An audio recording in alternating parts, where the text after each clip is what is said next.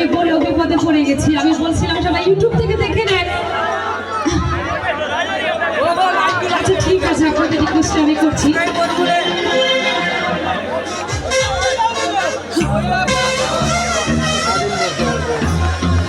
আগে শুনি এখানে পুরা কে আছে? ইয়াং মেয়ে বিয়ে করেছে কে?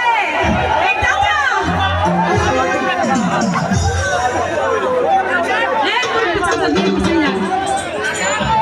এক নম্বর পুরা।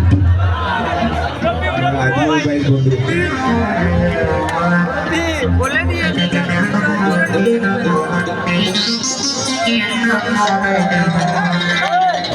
ওরে 10 গ্রামে আমার মতো সুন্দরী আর না